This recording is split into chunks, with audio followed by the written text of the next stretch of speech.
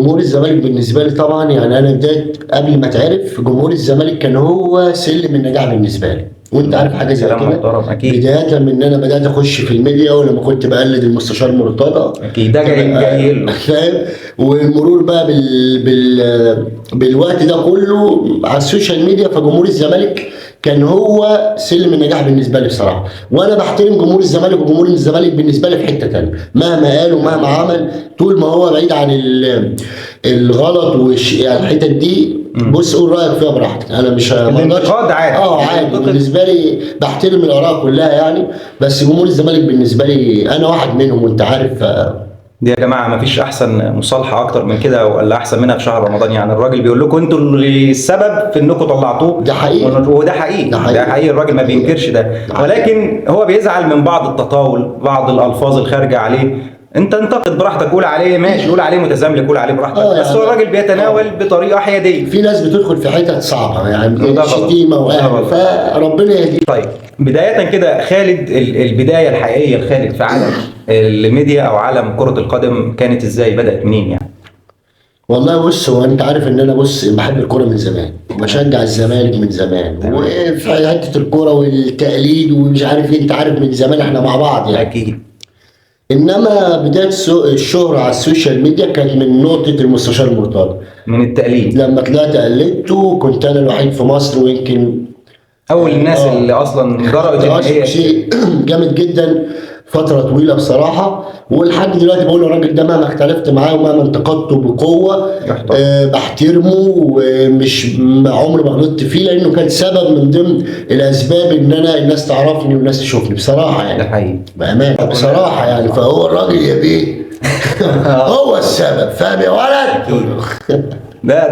دي البدايه بتاعت خالد، اللي عمل حاجه كانت لسه جديده وقتها. يمكن دلوقتي او بعد كده شفنا ناس كتير بتعمل الحركات دي، بس خالد مش بس المستشار مرتضى، لكن كان عنده مجموعه شخصيات كبيره بيقلدها، بس هي اللي ضربت معاه واللي عرفت الناس دي. وهي جت في يعني مش دي حاجه وحشه، لا هو خالد بيحب الزمالك وبيموت في الزمالك، فكان سبب شهرته انه بيتريق او بيقلد، بلاش يتريق، على رئيس نادي الزمالك. هل تنكر ان سيادته كان سبب في شهرتك، وانت بتقول عليه ان هو اللي دمر الزمالك ووقع الزمالك، وانت قلت انا بحترمه، بس هل هو فعلا السبب في اللي حصل للزمالك مؤخرا ولا؟ اكيد، بس هو السبب في شهرتي دي طبعا، انما هو السبب في اللي حصل للزمالك من وجهة نظري 100%، مش 100% بس. لان هو دخل نادي الزمالك في معارك مع اشخاص، مع هو شخصيا اثرت على نادي الزمالك بالسلب. وكنا بنشوف الرعاة، وكنا بنشوف الشركات، وكنا بنشوف الاعلام، وكنا بنشوف حتى الانديه بتتعامل مع نادي الزمالك ازاي. ان النادي الاهلي مثلا يخطف مروان عطيه من الزمالك، فتلاقي طالع بيخبط في محمد فتقطع العلاقه مع نادي الاتحاد السكندري. فهو كان المشوار كده، هو يعني ليه ايجابيات كتير، لكن برضه ليه سلبيات كتير. والفترة الأخيرة السلبيات كانت كتير جدا في كل الألعاب، فبصراحة كان وقته خلص في نادي الزمالك. معارك شخصية تدخل على حساب النادي أو على حساب بالذات يعني فريق كرة القدم. ده حقيقة. شفنا ممدوح عباس أو الأستاذ ممدوح عباس بعد ما المستشار مشي وجه كابتن حسين لبيب بيدعم نادي الزمالك وفك الحجز عن نادي الزمالك وبيقف مع نادي الزمالك، وبالتالي المعركة ما كانتش مع نادي الزمالك، كانت مع الشخص. ولما كنت أنا بطلع أنتقد الأسلوب على الإعلام بتاعنا على قناة الزمالك، أو ردوا على النادي الاهلي ومعاملته الكابتن محمود الخطيب مش حلوه، والحمد لله كنت من اوائل الناس اللي اتكلمت في النقطه دي، وربنا وفق. جمهور الاهلي كمان جالك بعد الكلام عن قناه الزمالك بالذات، لما كنت بتطلع تنتقد الناس، وقتها كانت فتره صعبه جدا. القناه كانت رايحه في سكه ما كانش ليها رجع يعني، وما كانش ينفع انها تكمل اصلا. شكلنا كان وحش قوي بصراحه يعني. مش عارف ليه بقى الزملكاويه كانوا بينتقدوا خالد الكردي لما بيتكلم. يا جماعه انتوا كان عاجبكم يعني، انت كان عاجبك اللي كان بيحصل على القناه بالليل وبالنهار؟ بص انا اقول لك الزملكاويه او بعض الزملكاويه يعني كانوا بينتقدوا ليه؟ علشان هم مش بينتقدوك علشان انت بتقول ده مرتضى والقناه بتعمل، هم عارفين ده. انما مش عايزينك تقوله كده تجملا في النادي الاهلي، وانك بترد ان النادي الاهلي افضل في الحته دي هم انا فاهم. ذلك اقرب الناس ليا اللي انا وانت نعرفهم عندنا هنا زملكاويه وعارفيني، يقولوا لي مثلا احنا عارفين ان انت بتقول حقيقه، بس متضايق انك بتقول، بس ما ينفعش بتقول. بعد تغيير مجلس الاداره وبعد الصفقات الجديده اللي عملها نادي الزمالك، شايف الفتره اللي جايه هتكون ايه بالنسبه لفريق الزمالك في البطولات او في المنافسه حتى على البطولات اللي هو متواجد فيها حاليا؟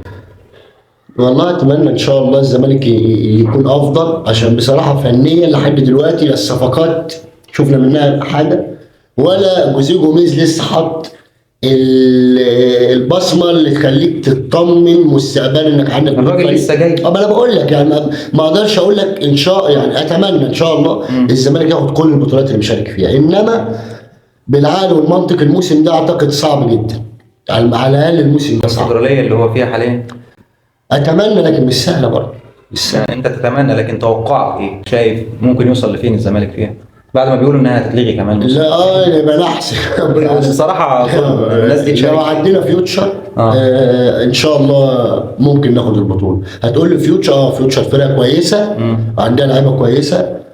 كل التمنيات طبعا بالسلامه للكابتن طبعا احمد رفعت. احمد رفعت ربنا يشفيه ان شاء الله ويقوم بالسلامه، ورجعه تاني. وادعوا له يا جماعه في رمضان ان شاء الله ربنا يقوم باذن الله بالسلامه، ربنا يشفيه يا رب ان شاء الله. اللهم امين. بس فيوتشر صعب، فيوتشر صعب.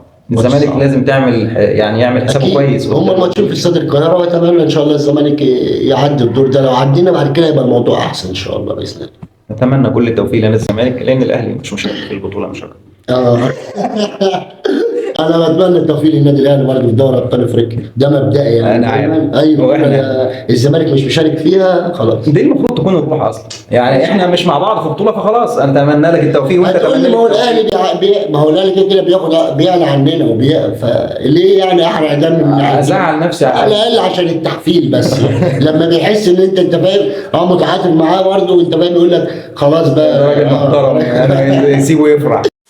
طيب بالنسبه للزمالك، انت شايف الجيل الحالي او الزمالك المرحله اللي جايه هيبقى زي الجيل بتاع سنتين كده، ولا انت اصلا عندي سؤال يعني جاي على دماغي دلوقتي، الجيل الذهبي للزمالك كان فين وامتى ومين؟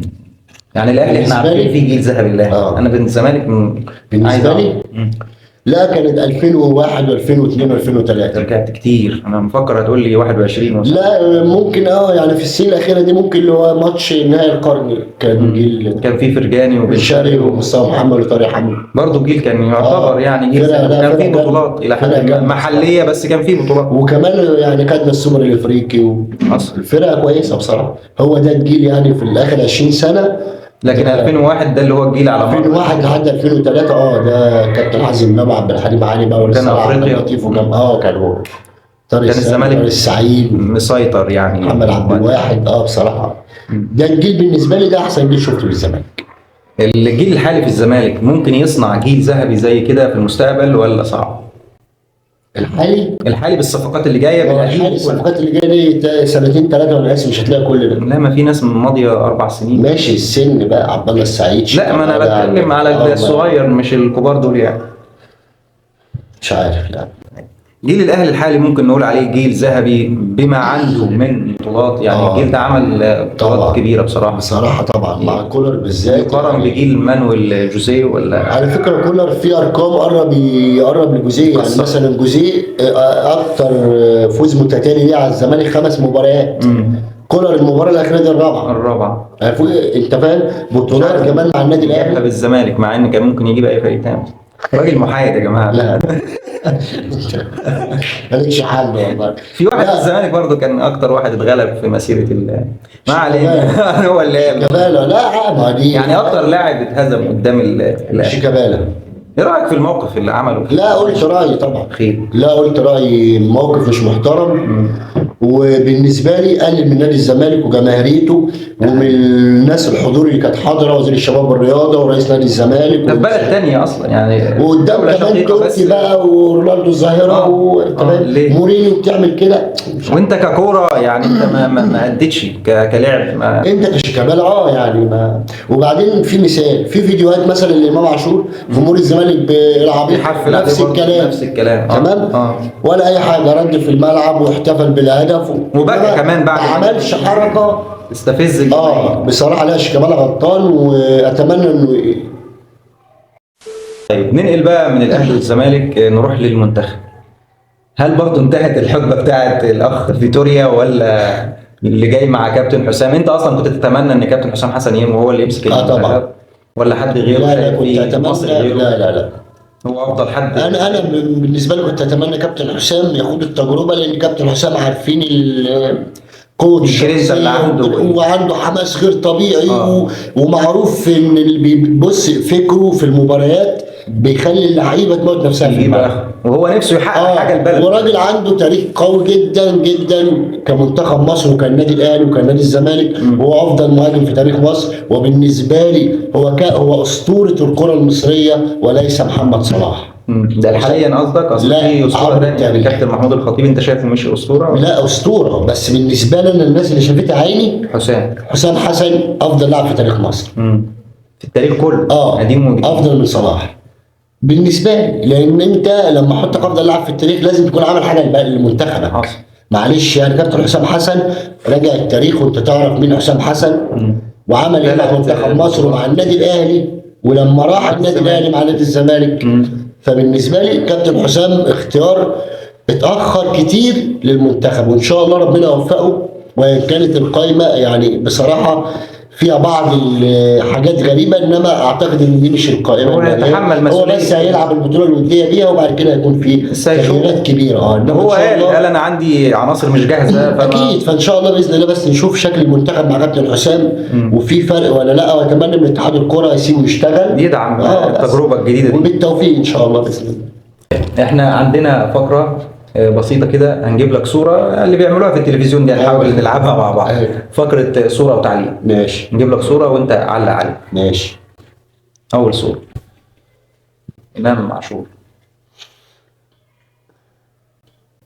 يعني امام عاشور صراحه صفقه القرن للنادي الاهلي.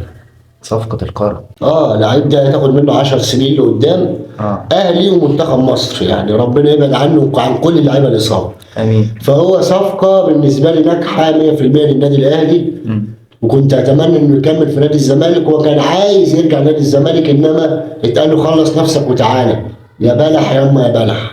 والله العظيم. يعني ايه يا بلح يا يا بلح؟ والله لا، بس انت فاهم. الهم بصراحه بيولد انت فاهم الكوميديا. فلا، امام عاشور زعلت عليه طبعا، واضافه كبيره للنادي الاهلي. وفي الفتره الحاليه هو احسن لعيب في مصر. انت شايف ان هو احسن لعيب في مصر؟ طبعا.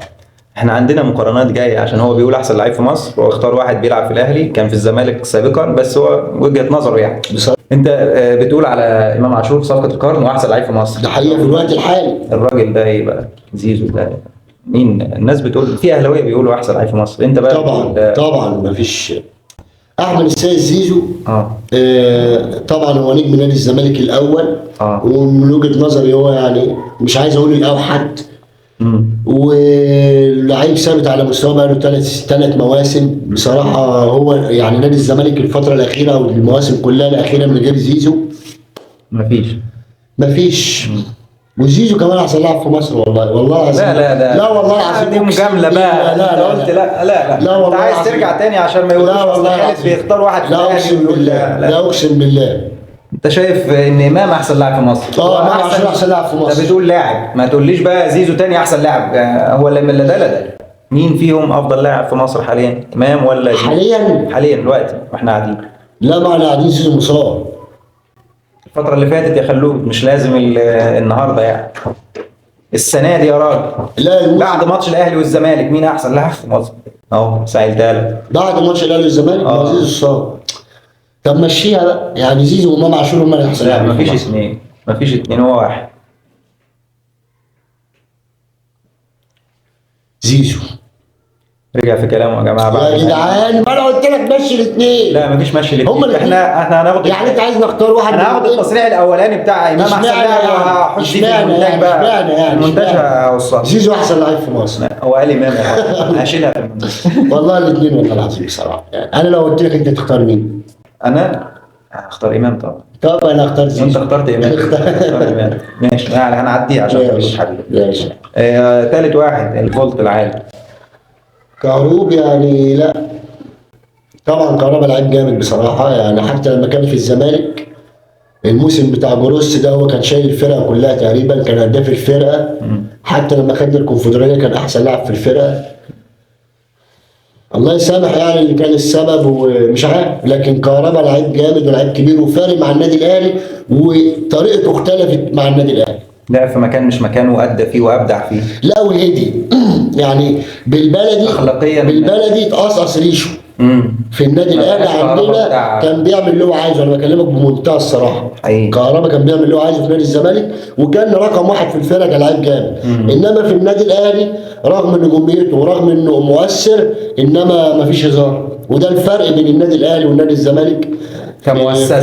كفكر كاداره. إداري. بالظبط. كمان احنا بنشوف ان هو بيحتوي امام او بيحاول انه يعود امام على هو اللي جابه، المؤسسه هو اللي جابه والله. الجديده اللي لا يسامحك. بس ناجحين مع بعض. خدنا منك الفلوس يعني الحمد لله. دويتو حلو. اي حاجه طالعه منك كويسه الحمد لله. وشويه صفقات اي حاجه زي الفل، بس مش عارف الفلوس بس دي منحوسين منظوره ولا ايه. الدولار بعدها بيوم وخسرنا الكاس وبتاع. لا والدولار بعدها بيوم بقى ب 50 وانتوا واخدينها على 30 وما اعرفش اللي خدوها.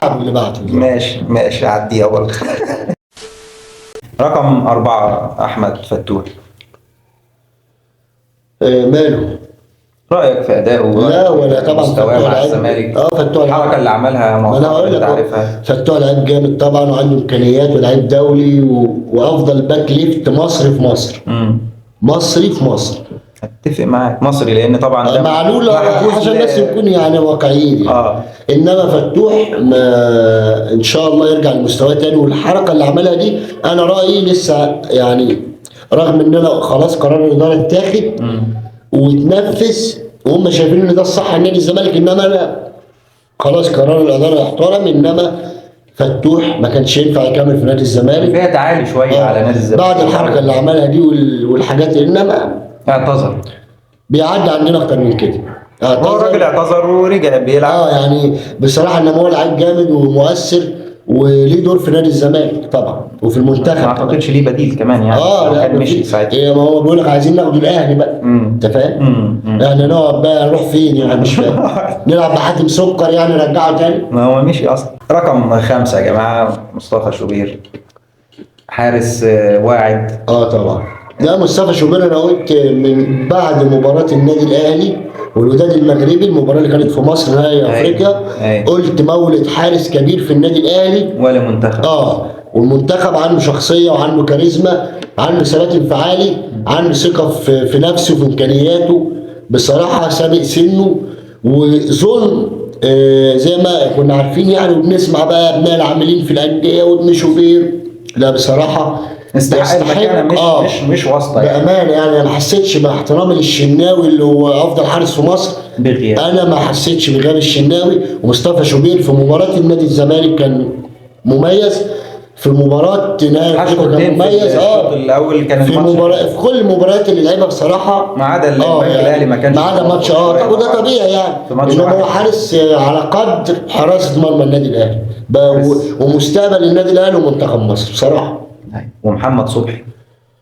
وصبحي والله كموهبه اقسم يعني حارس جامد والله حارس كويس، انما فارق هنا بقى العقليه. شوف بقول لك ايه، يعني انت صبحي اكبر من مصطفى شوبير اكيد. شوف صبحي بيتعامل ازاي في المواقف وفي الاعلام والسوشيال ميديا وبيمسكوا عليه مش عارف راح سهر فين انا عمري ما سمعت عن مصطفى شوبير مجتهد بصراحه حاجه زي كده ما بيطلعش. وده بصراحه مش عايز يعني اضيع كابتن شوبير حقه، لان اكيد الراجل ده ليه يعني دور ان ابنه يطلع بالتركيز ده وحافظ على نفسه في الملعب واستنى فرصته لحد ما جات له. هو اثبت بصراحه انه لما قال مصطفى ما راحش الاهلي واسطه. والله فعلا الواسطه كان روع. انما محمد صبحي بصراحه الحركات عملها مع فتوح وعقليته مختلفه. فانا بصراحه صبحي حارس كويس ومميز، انما حاسس ان الكيمياء بتاعته وقفت مع نادي الزمالك خلاص. طيب الصوره رقم 6 يا جماعه. اتفضل انت انا مش هتكلم. حيرت قلبي مع رضا عبد العال. يعني بيغنيه. والله بص كابتن رضا اقسم بالله انا قعدت معاه في بيته بصراحه وعملت معاه فيديو. راجل احنا شخصيا ما والله راجل جميل وفكاهي. بس يا كابتن رضا في حاجه اسمها منطق. امام عاشور ما بيعرفش يباصي. مروان عطيه ما يستحقش يتواجد في النادي الاهلي. طب انت عايز ايه؟ يعني انت يعني تكيس جونياس بتاعك انت فاهم؟ مش عارف تحت يعني قرب يدرب في وسط في المقاهي الليليه. فمش فاهم بصراحه يعني انت عايز ايه؟ والله العظيم بتطبيل النادي الاهلي. انت عايز ايه من الاهلي ومن امام عاشور؟ يعني اسلوبك اتحفظ واتقرا والناس خلاص بصراحه يعني زهقت فهمت. وفهمت والترند واكل العيش. كفايه قرفنا زهقنا. وانا لك بصوته يا بيه ارتجع بقى.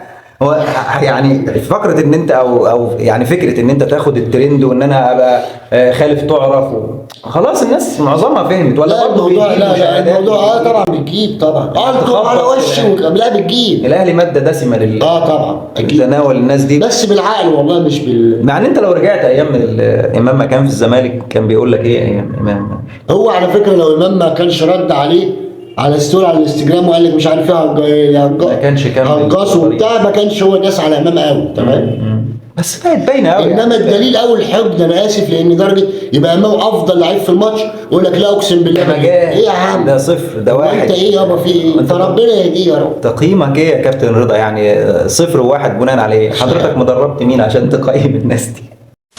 الصورة اللي بعدها يا جماعة الكابتن شيكا. كابتن شيكابالا طبعا انا بحب شيكابالا جدا وشيكابالا بالنسبه لي بحبه يعني بحب شيكابالا. هل بالنسبة لك شيكابالا أسطورة نادي الزمالك ولا في حد غيره هو أسطورة نادي الزمالك؟ انا بالنسبه لي قلتها قبل كده اسطوره نادي الزمالك اللي شافته معين بالنسبه لي لو اختار واحد احط كابتن حازم امام. ده أسطورة نادي الزمالك بالنسبه لي تمام. اللي انا شفتهم تمام. احترام وادب وعمر ما حد اختلف عليه هو في نفس الجيل يعتبر برضه ما هو شيكابالا وكان موهبه فذه ما كان فظيع يعني. طب حتى حاليا احنا قلنا انت قلت زيزو ماشي بس زيزو انت قلت احسن لاعب في الزمالك مش في مصر ان هو قال امام في مصر. انا زيزو احسن لاعب في مصر لا لسه لا. المهم شيكابالا حاليا برضه مش اسطوره نادي الزمالك. شايف برضه حازم امام حتى لحد ما شيكا كمل بعد ما حازم اعتزل ولعب برضه حازم ما زال بيحافظ على المكانه دي برضه. بص يعني شيكابالا اولا انا بحبه وقلت كده انما الاستمراريه ليها دور وليها بصراحه ان انت تديله انه يبقى من الاساطير وانما في حاجات تانية بيعملها شيكابالا وعملها شيكابالا على مدار التاريخ خصوصا مع جماهير النادي الاهلي بتقلل من القصه دي.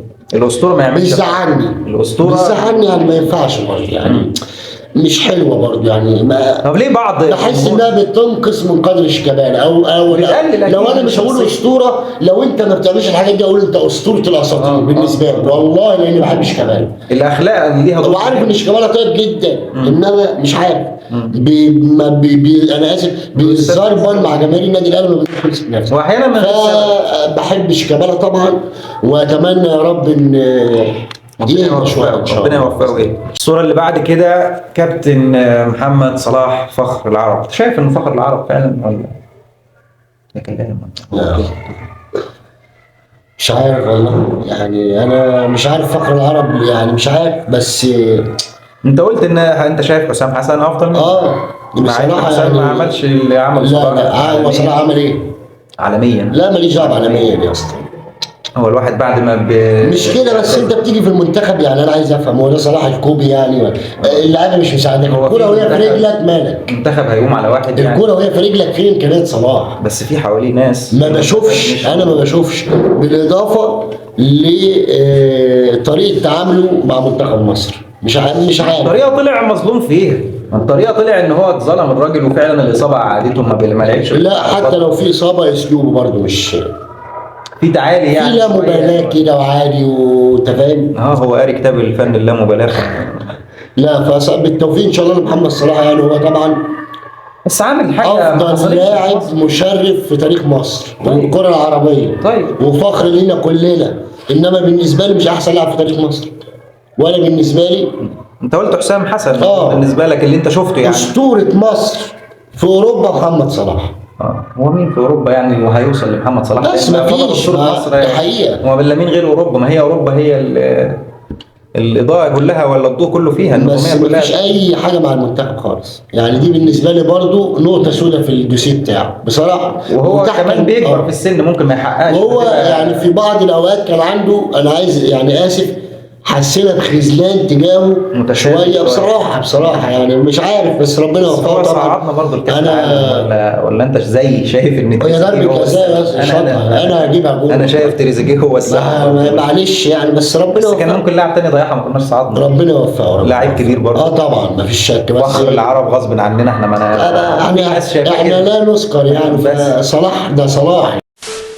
الصورة اللي بعدها اتنين مع بعض، كابتن المحترم والأسطورة كابتن خطيب، والكابتن المحترم برضه أستاذ حسين لبيب. تعليقك على الصورتين؟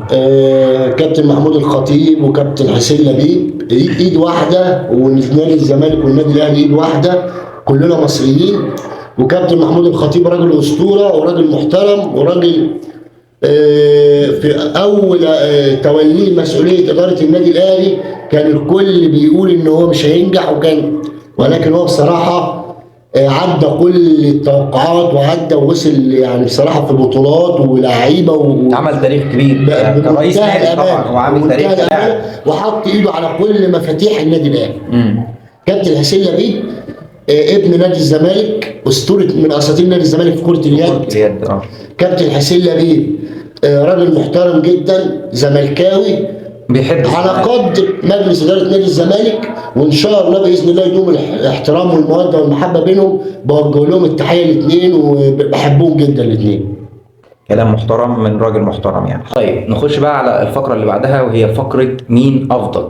هعرض لك 3 صور وممكن تقول لي ده افضلهم او ترتبهم 1 2 3. اوكي ماشي. هنحاول نختار ناس في نفس المراكز، نفس النادي او انديه مختلفه، بس عايزين تقييمك ليهم، ممكن كمان تقييمهم. ايه رايك؟ نغير الفقره خالص، نخليك ترتبهم 1 2 3. ماشي. يعني لو قلت لك مثلا زيزو، بيرسيتاو، حسين الشحات، اخترت يعني اللي هم جناحات بيلعبوا تقريبا في نفس المركز. لو رتبناهم من 1 ل 3 زي ما هم، زيزو، بيرسيتاو، حسين الشحات. حسين تحت بيرسيتاو. بيرسيتاو افضل منه بالنسبه لي. انت شايف يعني ان بيرسي افضل منه؟ طبعا. وزيزو افضل منه. لعيب دولي، لعيب اساسي، وكابتن منتخب من كباتن جنوب افريقيا. لا لعيب جامد، ولعيب عنده امكانيات، ولعيب وكمان عمل مع جنوب افريقيا، وصل لمكان ومؤثر جدا مع النادي الاهلي جدا يعني. ما هو حسين اتظلم برضه، ما راحش المنتخب. ماشي، ما احنا برضه يعني معلش، زيزو، بيرسيتاو، حسين الشحات. لو قلنا في مركز المهاجم، مع ان انا فيهم واحد مش مهاجم بس هحطه معاهم لان الاهلي ما عندوش مهاجم. كهربا وسيف الدين الجزيري، ممكن احط معاهم وسام هو اللي مهاجم الاهلي، بس انا مش عارف ده ينفع يتحط في القائمه ولا لا ممكن الشيخ موديست معاهم. مبولولو. انت شايف مبولولو يتحط مكان كهربا؟ واحد معاهم يعني. يبقوا 4. خلاص طلع وسام وخلي مبولولو، كهربا، سيف الدين الجزيري في الموسم الاخير للدوري. مين؟ مبولولو رقم 1، طبيعي. كهربا رقم 2، سيف الجزيري رقم 3. الموسم اللي فات الجزيري الزمالك محتاج مهاجم. طبعا الزمالك والاهلي محتاجين مهاجمين، بس الجزيري ده احس ان هو مزاجنجي شويه. يعني بصراحه لاعب دولي مهم، انما برضه احنا محتاجين. حسام اشرف ده بتاعنا يرجع، اللي راح البلديه، فاهم؟ وفي يعني ممكن يجيب مهاجم افريقي مثلا سوبر، انما مع سيف، لوحده مع ناصر منسي وسامسونج هواوي مش واكلين ال3 مع بعض. زي تحس انها نفس الفكره في الاهلي. عندك كهربا وسام، واحد ليه في العالي جدا، واحد متوسط، مش مكانه، وواحد لسه ما جاي.